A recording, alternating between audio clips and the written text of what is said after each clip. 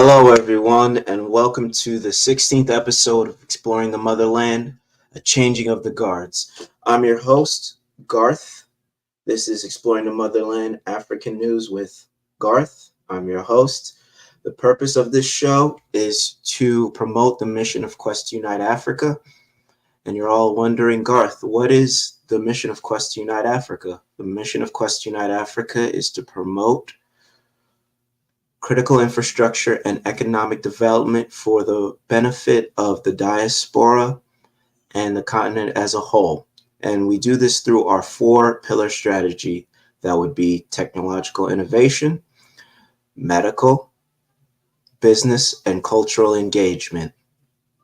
Exploring the Motherland will keep you up to date with current events, and we will relate it to the mission of Quest to Unite Africa and why it's relevant and why we do what we do. But let's begin.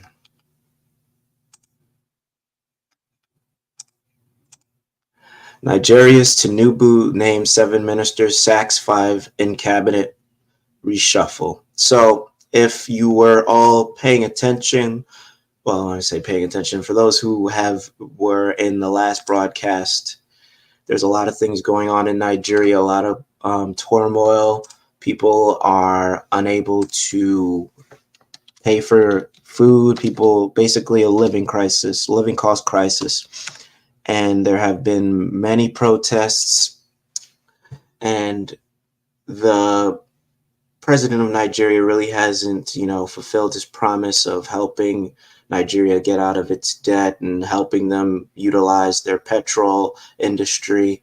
And, this is just another move. If you've seen President Ruto as well, literally Nigeria and Kenya, both things are happening now, literally simultaneously. Ruto is impeaching his deputy president. He also moved around his cabinet as a way to save face for the people and to show them that he's trying to do something. But the fundamental problem is his leadership as a whole. Same thing with the president of Nigeria. So let me just start the news clip so you can get better context. Thanks for joining us on TVC News Updates. The Nigerian Senate has received a fresh list of 7 ministerial nominees sent by President Tinubu for consideration, screening, and confirmation. The list was transmitted to the Senate through letter, which was read by the President of the Senate, Godswill Akpabio, at plenary earlier today. President Tinubu's request has been submitted to the Committee of the Whole for immediate consideration. President Bola Tinubu reshuffled his cabinet on Wednesday, discharging 5 of his 47 ministers and appointing 7 persons as ministers pending Senate confirmation. Now, here is a breakdown of the cabinet reshuffle as announced by the president. The 5 ministers discharged by the president are Minister of Women Affairs, Uju Kennedy Ohaneye, Minister of Tourism, Lola Adejon, Minister of Education, Professor Tahir Maman, Minister of State for Housing and Urban Development, Abdullahi Gwazo, and Minister of Youth Development, Jamila Bio Ibrahim. 7 fresh names nominated by President Tinubu for ministerial positions, subject to confirmation by the Senate, include Nentawe Yotada, who was nominated as Minister of Humanitarian Affairs and Poverty Reduction, Mohammed Dingyadi as Minister of Labor and Employment. Bianca Ojukwu was nominated as Minister of State Foreign Affairs, Jumoke Oduwole as Minister of Industry, Trade and Investment, while Idi Mokhtar Meha is to head the Ministry of Livestock Development. Others are Yusuf Atta, nominated as Minister of State, Housing and Urban Development, and Suwaiba Ahmed as Minister of State for Education. Now, aside these new nominations, President Tinubu also reassigned some ministers. Current Minister of State for Education, Yusuf Sununu, is now Minister of State, Humanitarian Affairs and Poverty Reduction. Current Minister of State for Health, Tunji Alausa, is now Minister of Education. Bello Goronyo, who is the current Minister of State for Water Resources and Sanitation, is now Minister of State for Works. Others are Abubakar Momo, who is the current Minister of Niger Delta Development, has now been reassigned to the Ministry of Regional Development. Minister of State for Steel Development, Uba Ahmedu is now Minister of State Regional Development. The current Minister of Industry, Trade and Investment, Doris Uzoka Anete, is now Minister of State for Finance. John Eno is now Minister of State for Trade and Investment. Iman Sulaiman Ibrahim was formerly Minister of State for Police Affairs, and she will now be the Minister of Women Affairs. Ayodele Olawande has been reassigned to the Ministry of Youth Development, and Salako Izihak is now the Minister of State for Health.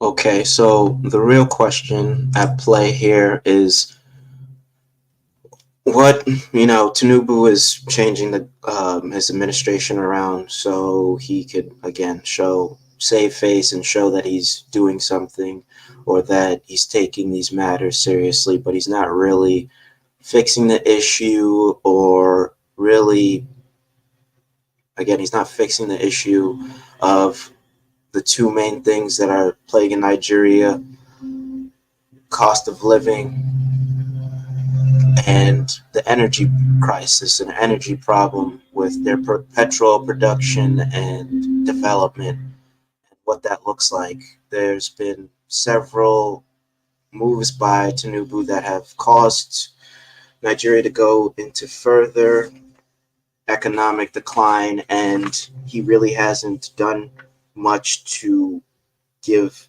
faith or give any hope to the people who he promised for the Nigerian people, excuse me.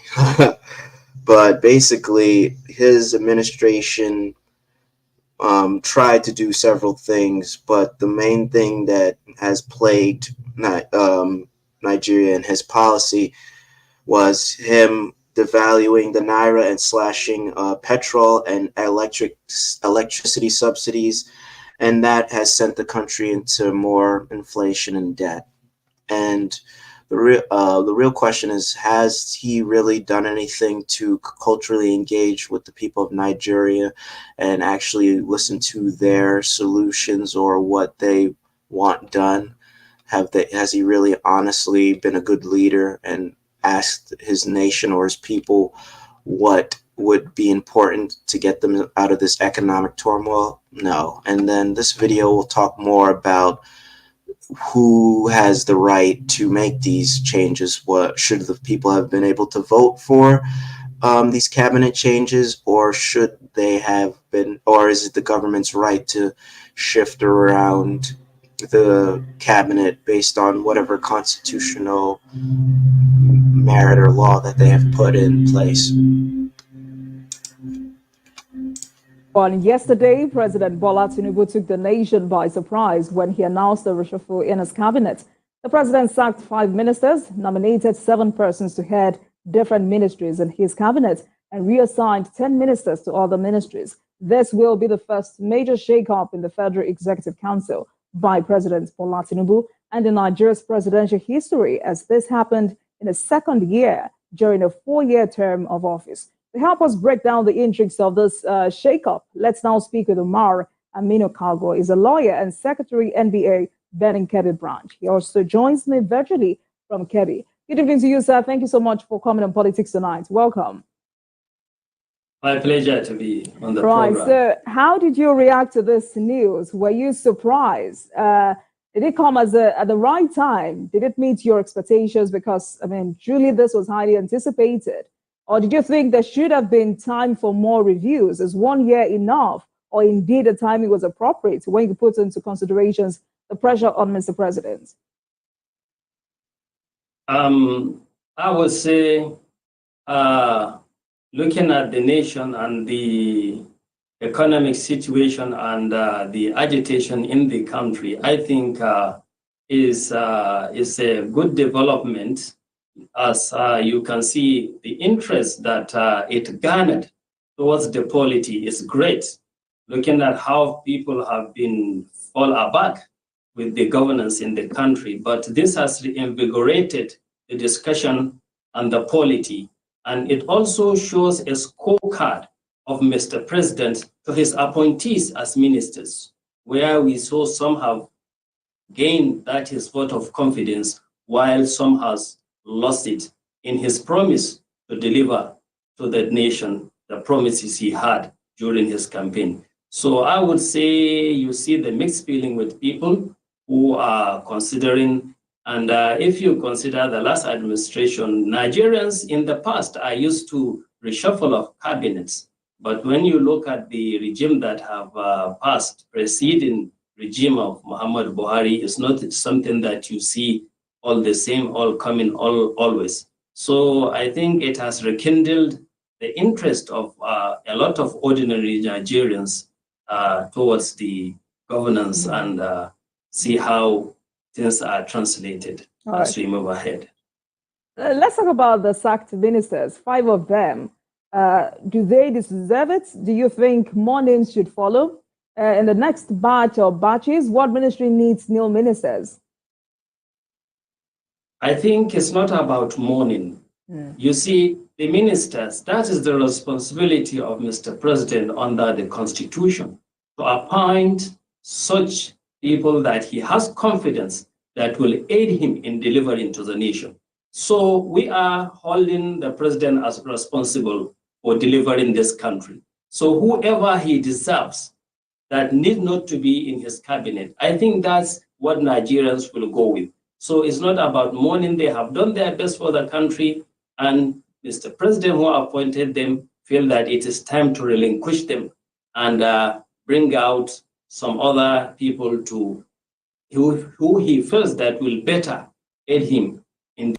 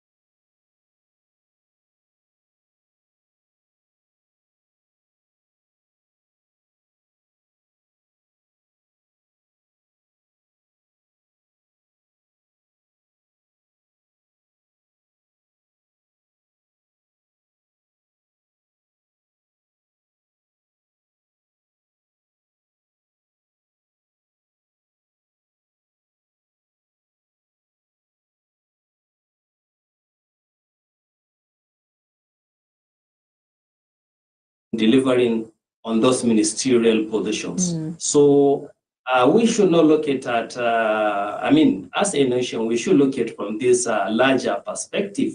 So when you look at their personal individual, looking at from their personal perspective, one may have feelings for that, but this, we are talking of a nation here. So there should be no misgivings. As we handed Mr. President that mandate, he had to do all it takes to deliver.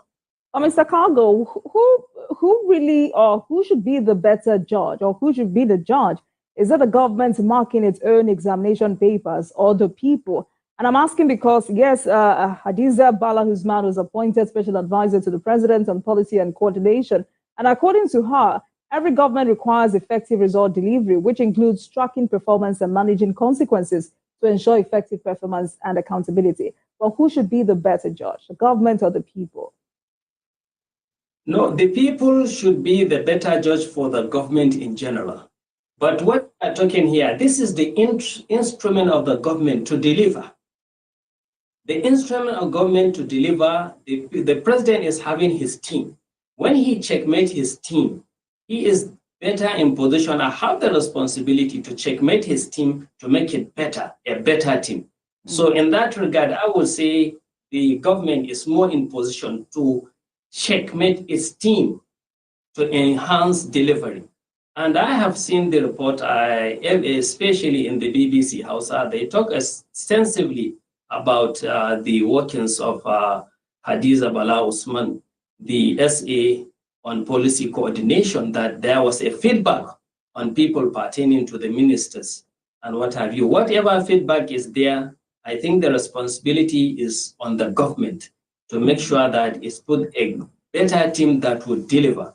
I believe, Mr. President, where Mr. President have confidence that a certain minister is doing what is ought to do and he is delivering, no matter what people will say, will not be the thing to judge if really he is delivering. So it is a whole responsibility of the president to make sure that he has a perfect team. So I would say checkmating that team solely, squarely is on Mr. President. But in evaluating the scrapping of... You should have listening ears.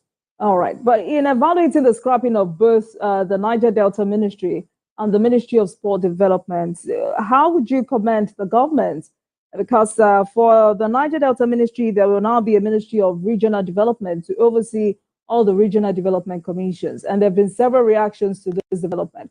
But Chief Edwin Clark, he says there was no basis for the scrapping of the ministry. With this new development delimits the purpose of the creation of these commissions. Do you agree with the elder statesman that it is important for the federal government to make further consultation? Or really, has the ministry lost its focus and needed to go? Well, not just as a strategy, as a policy, I would talk, not by the performance of that ministry. Okay. The elder statesman is entitled to his opinion, but I have a contrary opinion. My humble self, I see it that this ministry that was created now for regional development is a coordinating ministry for all the development commission, the regional development commission. We have the Niger Delta Development Commission, and we have the Northwest, Northeast, and others. So now they have a coordinating ministry that will coordinate their work. At times, since when we have the Niger Delta Development Commission and we have the Ministry for Niger Delta, what I'm saying, nobody is saying the Niger Delta should be shortchanged. No, all the money is needed to develop that area and be infused in the Ministry for the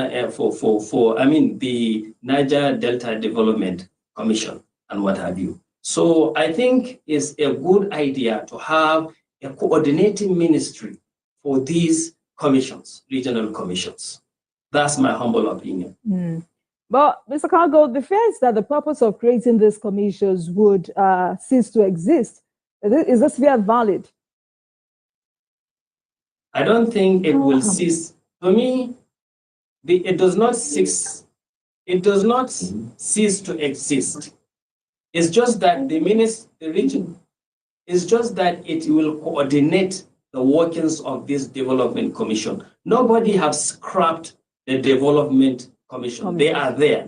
It's just that they have a uniform ministry that will coordinate their workings. So I think this is the clarification that maybe some people may have the idea that making the Ministry for Niger Delta Development now, changing it to Ministry for Regional Development is like scrapping all the development agencies, commissions that we have. No, they are there in staff. It's just that they have a ministry that will coordinate their workings. So I wonder if you have the same submission regarding the Ministry of Sports Development was also wound up, had its functions transferred to the National Sports Commission. And federal government says this is to develop a vibrant sports economy. Do you also see it as a relegation? Because for some sports enthusiasts, relegating the ministry to a commission is not the best for that sector. Well, in terms of the name, when you look, the ministry, Livestock Ministry. I'm sure you would remember. We are in today. Wherever you find this insecurity, the nexus will start with cattle rustling. These nomads are being, they first suffer the cattle rustling, and this thing now.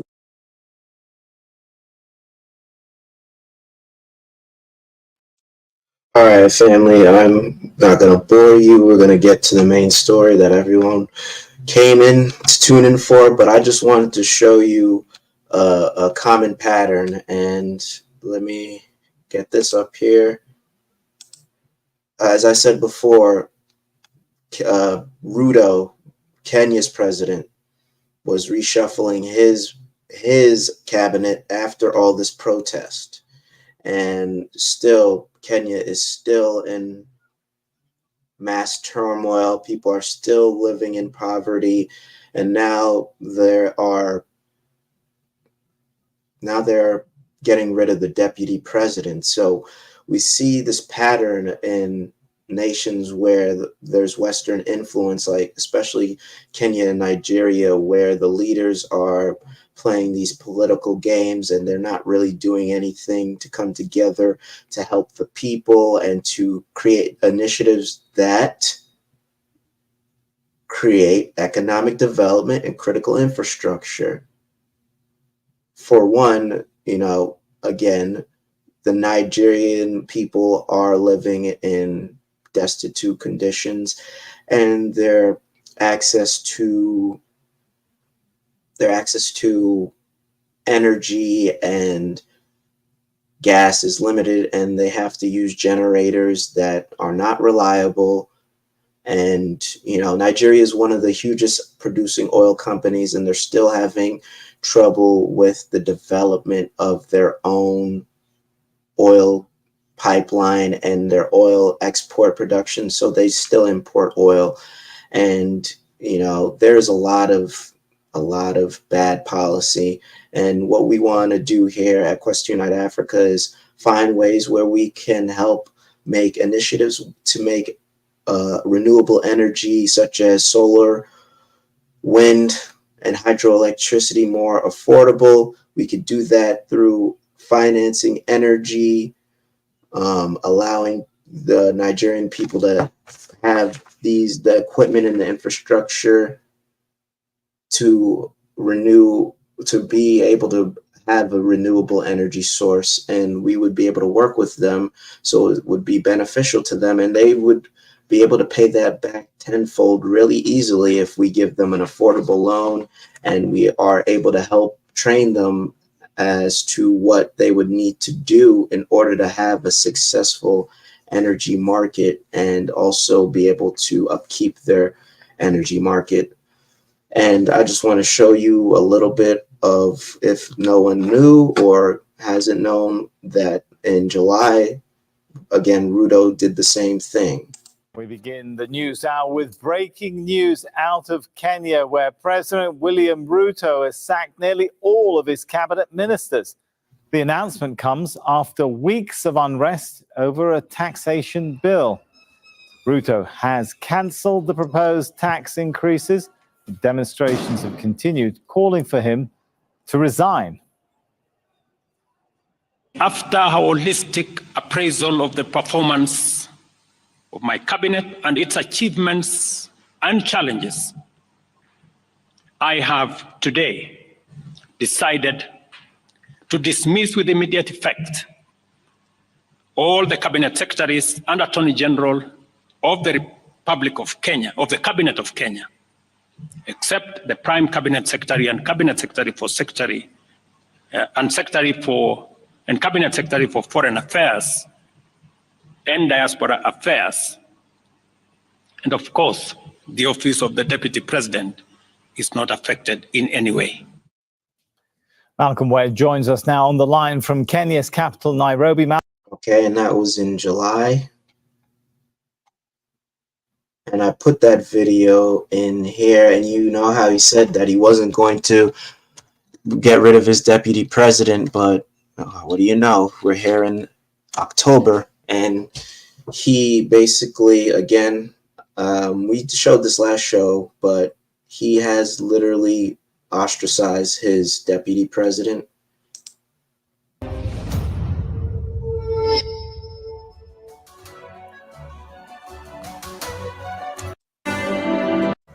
We start the week with news of a big deal, a breakthrough in the India-China border standoff. Canadian intelligence in India is surging. war in Ukraine. More power to Ruto vicious, says the sacked deputy intensifies. Okay, sorry, family. Thanks for your patience. Here we go. The battle between Kenyan president and his sacked deputy intensifies. The former deputy president calls William Ruto vicious, says the president should be held responsible if he is killed, claims past attempts on his life through poisoning. Last week, the deputy president was impeached amid differences with President Ruto. And US President Joe Biden. Okay, that was just a short update, because it all matters, because this is a pattern in Western influence countries, or where Western influence is very high and relevant. All this political corrupt theater going on, it's only going to cause more uproar, and eventually I'm not going to say anarchy, or well, yes, anarchy is one thing that could happen, because the people are going to be tired with all of these Western puppets not delivering on their promise. And now for the next story, a exact result of Western influence failing people. South Africa sees Russia as a valued ally, Ramaphosa tells Putin. And if you all haven't known, this week was the Brics summit, and Brics stands for Brazil, Russia, India, China, and South Africa. And Brics was created basically as a way to promote economic growth and development and cooperation, but specifically direct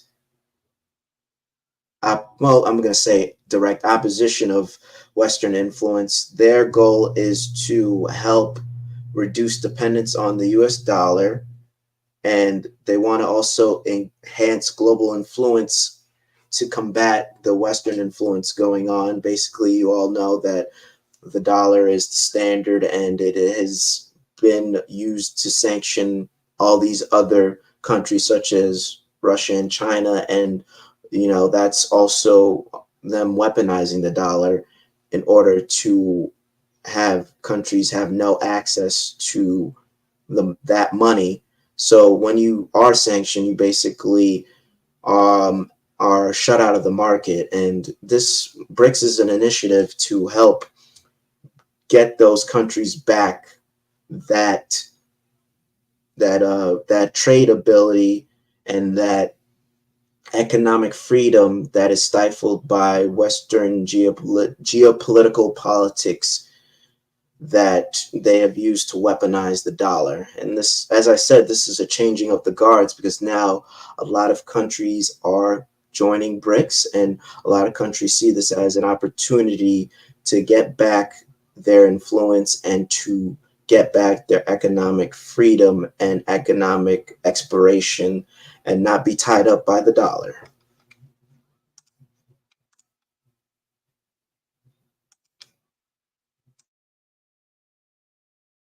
Hello and welcome. We start with the updates coming in from the ongoing Brics summit in Russia. Russian President Vladimir Putin is hosting this year's summit in the city of Kazan. Over 20 world leaders have convened in the Russian city. In attendance is South African President Cyril Ramaphosa, along with other leaders of the member nations. Ramaphosa met his Russian counterpart Putin on the sidelines of the summit. The two leaders hailed ties between Russia and South Africa during the bilateral. The South African President Ramaphosa told Vladimir Putin that he sees Russia as a valuable ally and friend. Listen in. So we continue to see Russia as a valued ally, as a valued friend who supported us right from the beginning, from the days of our struggle against apartheid, right through to now. So we're really delighted to be here and to know that we are going to have important discussions here in Kazan within the Brics family. So thank you very much for welcoming us. Russian President Vladimir Putin said that their ties are based on the principles of strategic partnership, equality, and mutual respect. He also added that the countries are looking to further strengthen their economic partnership. Trade and economic relations between Russia and South Africa are generally at a good level. After a slight decline, trade turnover has begun to grow again, with growth amounting to 3% in January to August of this year. Of course, there is something we can work on together in terms of increasing and diversifying mutual trade and investment.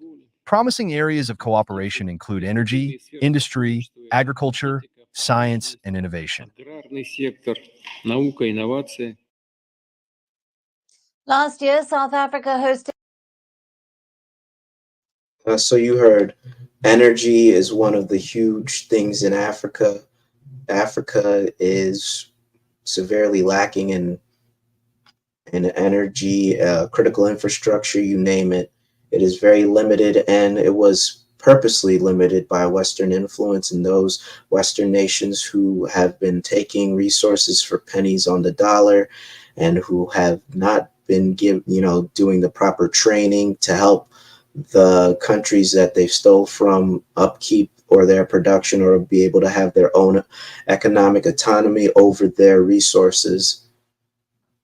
So honestly, again, BRICS is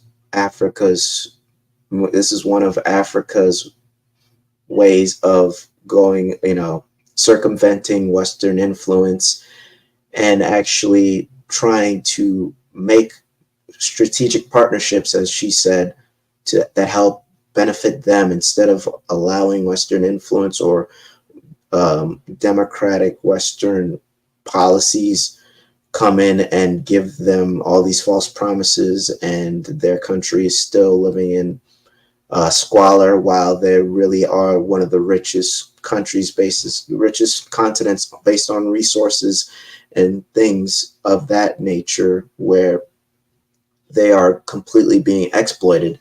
And Russia saw that, Russia and China and all the other nations saw that this exploitation of the West was an opportunity to make agreements that they would be able to help create a partnership, a better partnership with Africa, specifically South Africa, to help them combat their problems such as energy crisis and cost of living, and just basically market and trading initiatives that will help further the development of Africa. At the annual BRICS summit in Johannesburg. However, it found itself in a diplomatic dilemma over the participation of Russian President Putin. The International Criminal Court, the ICC, last year issued an arrest warrant against the Russian president over the alleged deportation of Ukrainian children to Russia. As a member of the ICC, South Africa was obligated to arrest Putin if he stepped foot on its territory. However, South Africa avoided angering both Moscow and its major Western economic partners by agreeing that Putin would not attend the summit. South Africa has strong economic ties with the Western nations as compared to Russia. However, the relations between Pretoria and Moscow go back decades, when Russia supported South Africa's ruling African National Congress Party during its fight against apartheid. Pretoria has maintained a neutral stance on the ongoing Russia-Ukraine war. It has abstained from UN resolutions condemning Russia's invasion, but it has also called for an end to the conflict, spearheading an African peace mission to both countries last year. Their stance also converged on the Israel-Hamas conflict, with both the leaders condemning Israeli offensive in Gaza. Leaders of other African countries are also attending the three-day BRICS summit in Russia.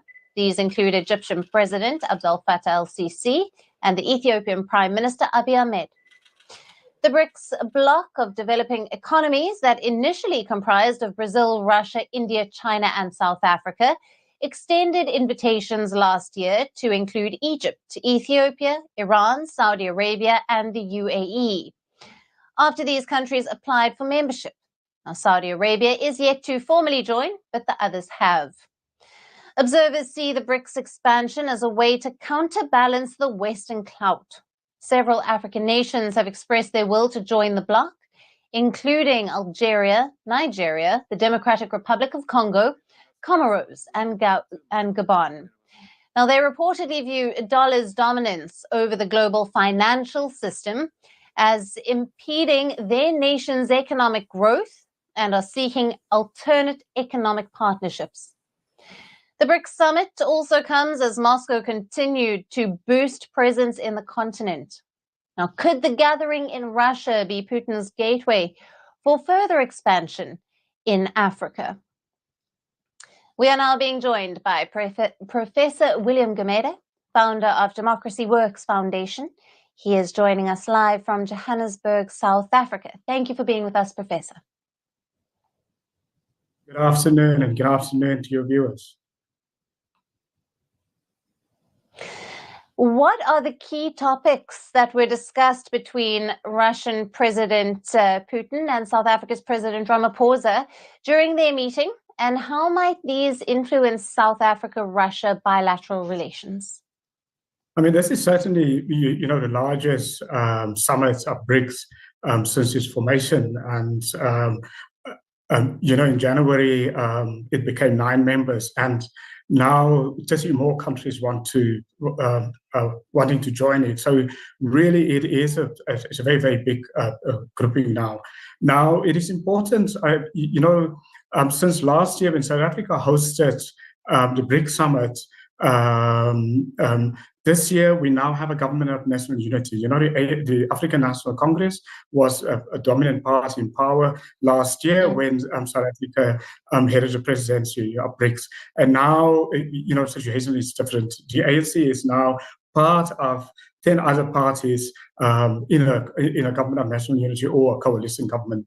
So I think it is very, very controversial for Ramaphosa to make a statement to say that South Africa is a big ally of Russia. It would have been better to say that the ANC remains an ally of Russia, because the government of national unity, it is not party positions. So the ANC's positions, party positions, don't hold sway anymore. It has to reach consensus with its GNU partners to come up with a new policy of engagement and also engagement globally. Sure. Now, given the geopolitical complexity surrounding Russia's global standing, how does South Africa balance its non-aligned stance while engaging with President Putin at BRICS? Of course, last year was tricky as it was being hosted here. No, it's important that South Africa, yes, it's a member of BRICS, but it almost must follow the way India and Brazil conduct their foreign policy. They're still part of BRICS, but they also criticize Russia, for example, and they also extract concessions out of Russia. I mean, South Africa, as part of BRICS, have extracted the least concessions from Russia for its partnership with Russia. I mean, President Putin just now in his statement said that there was only a 3% growth in trade between South Africa and Russia. That really is unacceptable if South Africa is a partner in BRICS. I mean, but the reality is if South Africa's Western partners and South Africa's African partners trade more with South Africa than Russia is trading with South Africa. So it is very, very important that the government of South Africa's new government of national unity take a balanced approach, looking at what would a balanced approach mean in terms of foreign policy. The first question must be asked, is it in the interest of South Africa? Can it bring growth in South Africa? Can it bring peace in South Africa? and stability in South Africa. So South Africa's interest must be first. And unfortunately, so far, if you listen to President Ramaphosa's comments now, he said that South Africa is close to Russia because of Russia's past support of the ANC. Now, a country cannot have a foreign policy based on the past and past allegiances. Foreign policy will have to be based on the present, and South Africa's foreign policy must be based on the present, based on what is in the interest of South Africa now, what is in the interest of growth, employment, and peace in South Africa and in the region now. Right, and Professor, did the meeting provide any updates or changes to South Africa's position on the Russia-Ukraine conflict, especially considering the international pressure from Western allies? I think the new thing that came out of there is South Africa has proposed, but also other Brics countries, firstly, that they have asked President Putin to end the war. That's the first thing. But secondly, also they've proposed that Brics countries help in the mediation, to bring peace. Now, both of those two things are very important. And the Brics countries right now has the most influence on President Putin, and they have to step up their efforts in trying to bring peace between Russia and Ukraine and getting a peace deal there. Professor, thank you very much for being with us on First Post Africa for your valued insights and analysis. As the curtain rose in Russia on the Brics Summit of Developing Economies, President Vladimir Putin held bilateral talks with his South African counterpart, Cyril Ramaphosa, on the sidelines. Putin hailed trade and economic relations between the two nations, adding that they can collaborate in areas including energy, agriculture, industry, and science. Trade and economic relations between Russia and South Africa are generally at a good level. After a slight decline, trade turnover has begun to grow. All right, family, that was just an overview of that article. All the articles will be in the description box. And again, Chelpa, exactly. I'm giving the Russians the side eye to deal with them as long as they're fair, but I think they're all alike. I do agree, because just like this gentleman, he gave some pushback. He said that their foreign policy cannot be based on the past and the history of Russia just helping them in the time of apartheid.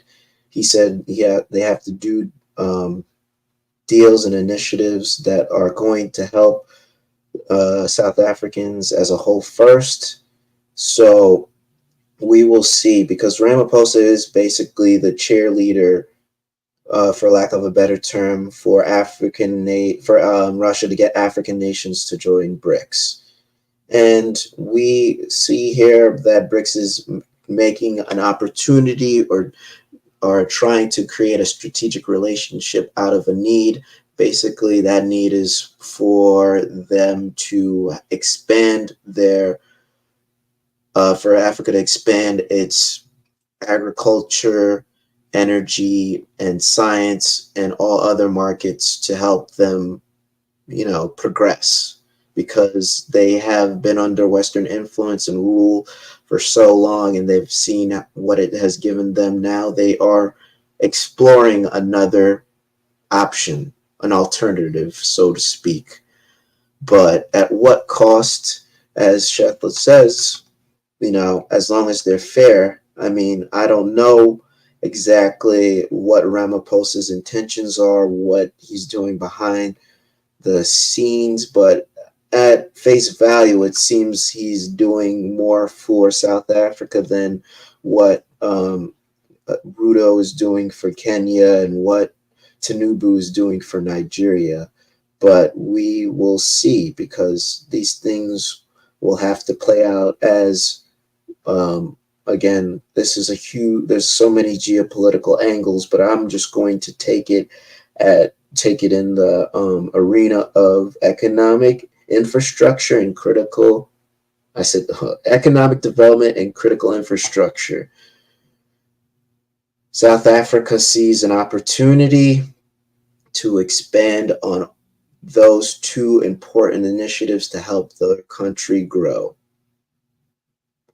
And they're basically doing a cultural engagement and a strategic partnership all in one, seeing what Russia can provide them, and if it will align with what the country needs, they will proceed. And we will continue to talk about BRICS and its implications on Africa.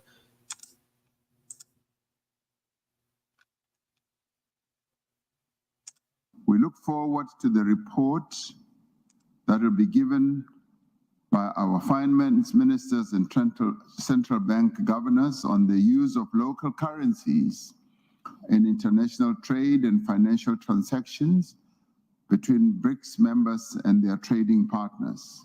Yes, welcome all, my dear kings and queens, ladies and gentlemen, brothers and sisters. That is South African President, Mr.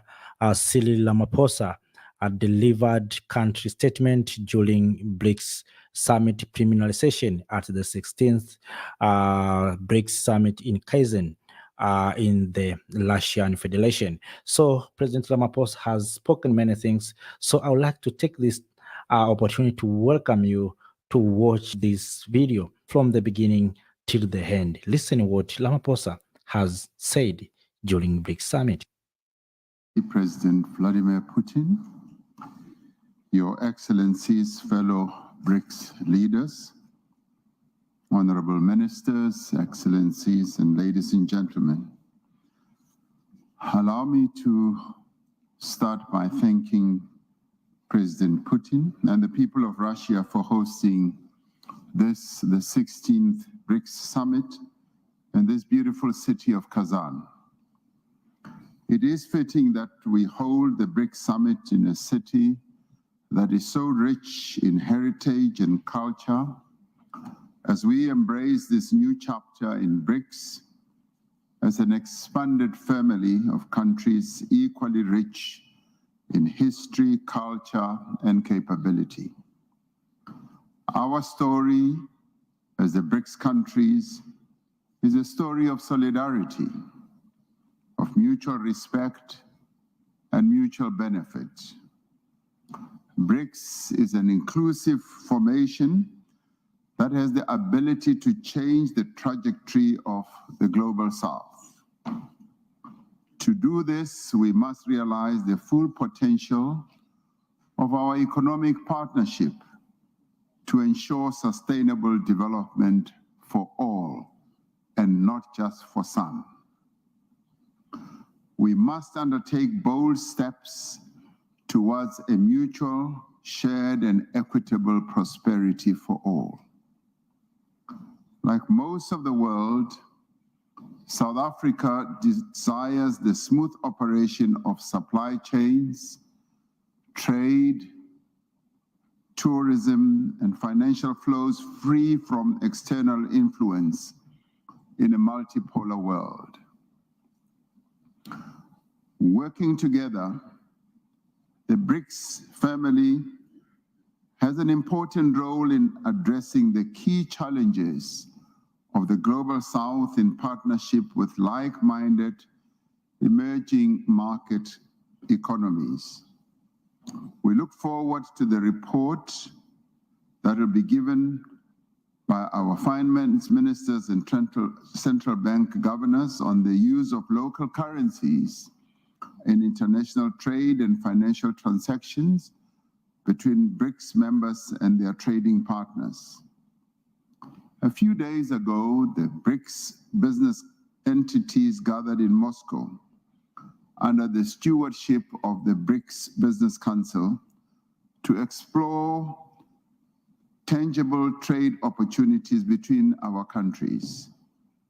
For South Africa, these endeavors, which are focused on practical results, are critical in addressing our country's central national priority of inclusive economic growth. For us, inclusive growth means, amongst other things, prioritizing women-led businesses. In this regard, we acknowledge the diligent work of the Brics Women's Business Alliance to unlock economic value between the Brics countries for the development, growth, and sustainability of women-owned businesses. As we seek sustainable development solutions, we must acknowledge the challenges posed by climate change. We must acknowledge the devastating impact on lives and livelihoods of our current climate trajectory. As South Africa, we remain committed to a just transition to a low-carbon economy. We are committed to the reduction of global emissions, guided by the principle of common but differentiated responsibilities and respective capabilities. While countries with developing economies remain severely impacted by climate change, they have contributed the least to the current climate crisis that the world is experiencing. It is therefore vital that industrialized nations honor their climate commitments and ensure a just and equitable transition. It is essential that climate actions do not deepen global inequality or stifle the developmental aspirations of the countries in the global south. To achieve the objectives of the BRICS Strategy for Economic Partnership 2025, we must further explore pathways to unlock opportunities and address challenges confronted by micro, small, and medium-sized enterprises that operate in BRICS countries.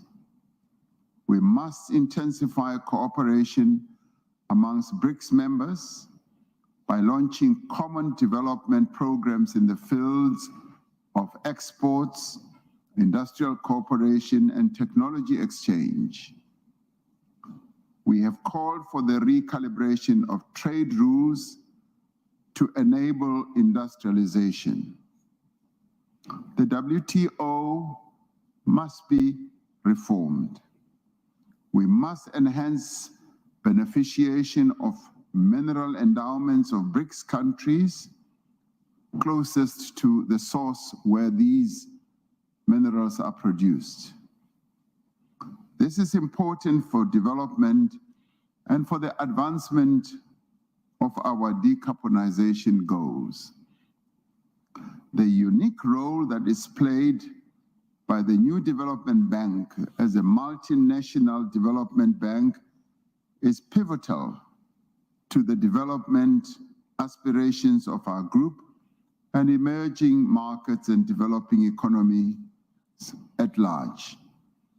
We commend the work that is being done and progress that is being achieved by the new development bank under the excellent leadership of our dearest sister, Dilma Rousseff. It is one of the finest examples of the value of the BRICS group because it is supporting the growth and development of countries of the global south. And this is a great strength. And as we enhance the development of these countries, we also need to focus on peace and security in the world. The conflicts that continue to rage in the world are of great concern to us. The continuing conflict in Gaza, the Middle East, resulting in the death of so many Palestinians, is a matter of great concern. We must continue to insist that there should be a ceasefire with immediate effect and that there should also be recognition for the self-determination of the Palestinians. We have achieved progress on a number of areas, and this level of progress that we have achieved must encourage us and inspire us to do more. And it must also make BRICS to become an even more effective instrument for global peace and for global progress at all levels, economic and otherwise. I thank you. Thank you very much, Mr. President. Thank you for pointing out the challenges. In Queens, you heard a lot from Mr. Ramaphosa. I spoken many things concerning about the issue of trading of through local currencies, the issue of peace and security, how BRICS can push or can be far front to make sure that there is a peace in the world, especially on the issue of Gaza. Ramaphosa has spoken on the issue of Ukraine. So, but one thing that I was very interested from Ramaphosa is on the issue of adding value to the natural resources from the home country. So Ramaphosa has emphasized that there's a need for BRICS to push the agenda of industrialization and adding value to natural resources from where those resources are being extracted or exploited. So I think this is a good idea. For instance, this will help Africa because for many years, Africa is becoming a continent of supplying raw materials instead of supplying goods.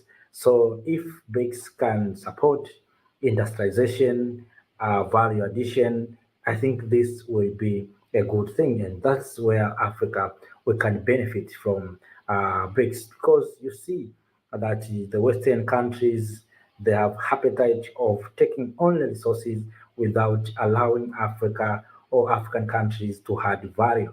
So through BRICS, I think BRICS will challenge those Western countries by making sure that those BRICS members or BRICS alliance, when they come to Africa, they must make sure that they invest in industrialization and value additions to our natural resources. For instance, today we are talking about the shortage of fertilizers. Yes, Russia is one of the main supplier of fertilizer in the world and is a BRICS member, but for how long can depend on Russia? So I think it is better for Russia to supply technology to help African countries on how African countries can manufacture their own fertilizers.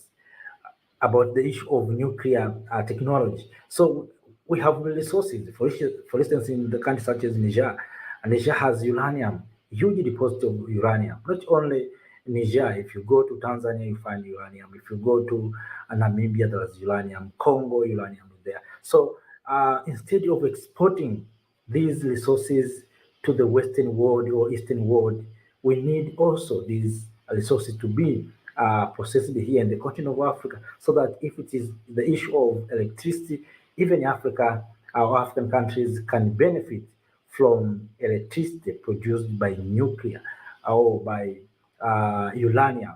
That is what Ramaphosa has insisted. And of course, this will help to create jobs. If we are going to add value to our resources or natural resources, this will help the continent of Africa, African countries, to create jobs for the population of young men and women. So this also will create creativity and innovation in the continent. So it is a good idea. It is a good idea because it will help Africans to see how they can benefit from their resources. But this also should be taken positively by African countries, because BRICS itself cannot change anything if we Africans, we are not ready to change. So it needs political wills from our leaders, from political leaders who are interested on this value addition. Apart from that, also President Ramaphosa said that BRICS plays an important role in a multipolar world, championing multilateralism, mutually beneficial cooperation, and sustainable development. Also, Ramaphosa had the reform of World Trade Organization. So you see how BRICS is pushing Western uh, domination organs or bodies to make sure that there's a fair and also equal partnership and participation. So, kings and queens, those are just a few things concerning about. All right, family, follow that brother's channel, Make Africa Great. He's great at understanding what's going on, the cultural shift that's going on in Africa, and he understands what Africa needs. And as an African, he gives great insight as to what's going on in the continent and how it affects the rest of us in the diaspora. So basically, again, BRICS is opening up an opportunity for South Africa and other African nations to industrialize their markets, basically allowing them to have control of their resources and being able to develop those resources, and then by allowing them to develop those resources, that allows them to have more jobs within the country, and then that expands their capability to export goods and, more importantly, export raw materials. And that's where they will become a powerhouse and become more self-sufficient if African countries are able to mass produce their own raw materials. Also, if they're able to have training for their younger generation as it pertains to the job market, because Africa is full of young people. About 60% of the population is under 18 on the continent. So that's something to think about. And here at Quest Unite Africa, we continue to create initiatives that are beneficial for our brothers and sisters as a whole and allow them to basically expand their own country through training initiatives, business initiatives, cultural engagement, figuring out what they need and how we could find ways to supply that, and technological innovation such as uranium. Russia has already started helping Burkina Faso with their industrialization of their energy infrastructure, and also other countries like Nigeria. And I just put that article in here because, again, this is just an example, because I really want to show you all what it's all happening in real time. They are cutting off the West from their own, from the pipeline of resources, and they no longer can abuse and exploit African countries anymore. So basically, real quick, uranium, Niger's France Orano to halt uranium production from end of October. So Orano's a huge French company that used to have mining rights in Niger, and the Niger government has revoked their operating license as of June, and now they are completely ending that French company's capability to ever produce oil or to export it out of Niger. And you could read the rest of that article. And for the purpose of time, that other video is in the description box and you could take a look at it. And for the last video, I just want to show you again the critiques of Africans on BRICS and what it's promising and what that looks like for the future. The cooperation relation and competition.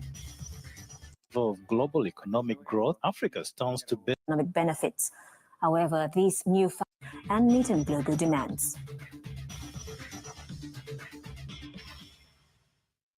As BRICS continues to expand and assert its influence on the global stage, African nations are poised to reap significant economic benefits. However, Oops. Oh, man. Sorry about that. Give me 1 second, fam. Oh, man.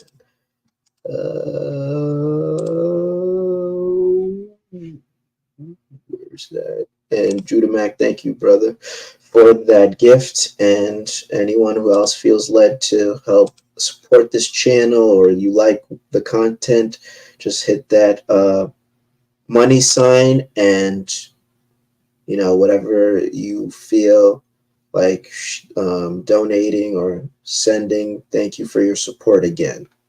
And I will continue to bring you the news and keep you updated on what's going on.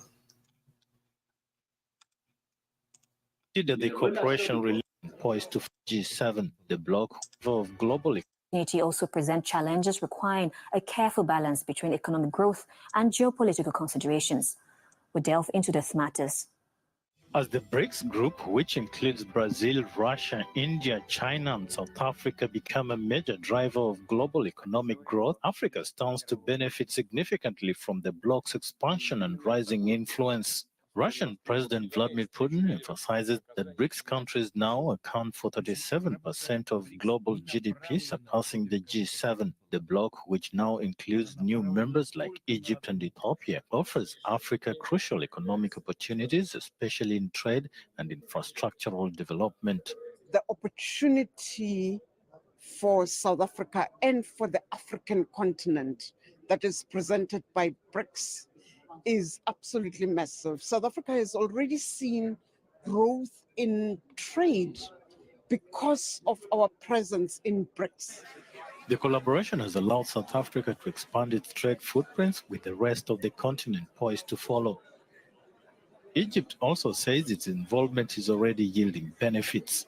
Egypt has so many projects within Africa, so collaborative cooperation with BRICS member states to do projects in infrastructure with Egyptian companies is a benefit win-win for both sides. Africa faces challenges in balancing the economic benefits of BRICS with the geopolitical implications, especially amid Western sanctions on Russia. BRICS is the voice of the global South in these multilateral platforms. No other platform or association can rescue the global South from the current global order. Africa's growing role in BRICS offers unprecedented opportunities, but success will depend on strategic planning and balancing both economic and geopolitical interests. Joining us today is Magai Guy, an independent economist and former executive of West African Development Bank. Welcome to the show. Now, how can Africa ensure its BRICS partnership fosters sustainable development rather than short-term gains? In my opinion, we need to reconsider the cooperation relations with the Indo-Chinese partnership, which, as you know, has long lacked transparency, particularly regarding debt and the development of infrastructure projects that have never been accompanied by technology transfers.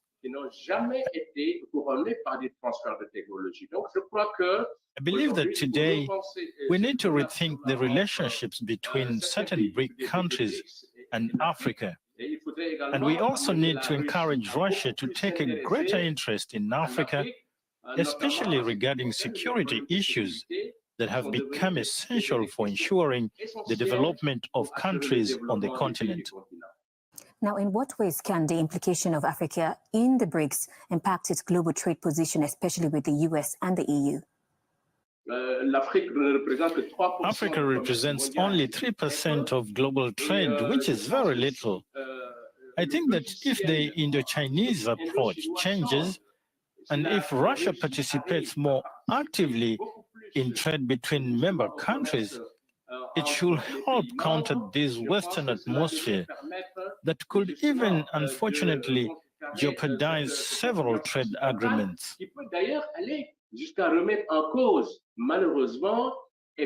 However, it is true that BRICS is organizing itself with the advent of this development bank, which should finance intra-regional trade among African countries, which is currently very low. We indeed need to push for this. Now, what risks do African nations face if BRICS continue to counter Western influence, and how can this risk be mitigated while still benefiting economically? Today, the international financial system is governed and controlled by the United States, particularly through the Bretton Woods institutions. This is the very purpose of the Development Bank, which should also be complemented by a monetary fund for these countries and various development instruments. What these countries might do is likely to use their financial capacity to hold programs and aid, which should be quite unfortunate, and I believe this is a tool that should not be overlooked. Countries can also use influence trafficking to persuade BRIC member countries to no longer benefit from concessional loans, for example.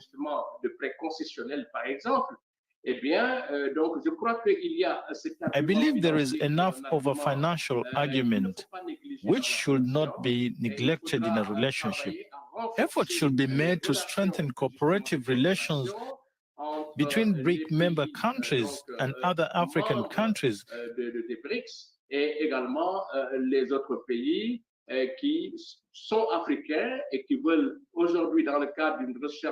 That seek a fairer, more inclusive and prosperous geopolitical environment and truly want much greater justice in the world. Thank you very much for those insights. It's been a pleasure having you on the show. Despite being ranked among the countries. So you heard that, gentleman. He went even further because he understands he's an economist. He understands that BRICS could help African nations, but if those BRICS nations are also doing the same thing as the West, halting progress and halting loans based off geopolitical issues or disagreements, that really doesn't help Africa as a whole as well. And it's basically the same thing as, Shatla said earlier. I think I am giving the Russians a side eye to deal with them as long as they're fair, but I think they're all alike. Just my thoughts. I mean, that gentleman is giving that bit of skepticism because he's basically told you how countries have influence over the same countries that they said they will expand and industrialize with the promise of loans and development. But at the same time, it's just very fragile because Africa needs to basically understand the power it holds and its own, with its own resources. And he was talking about the development bank and the African bank. They have their own development bank. So maybe they should basically try to just do everything within the house. And then once they have their own block or their own initiatives or groups that help foster strong relationships between themselves, then they should be able to deal with other nations.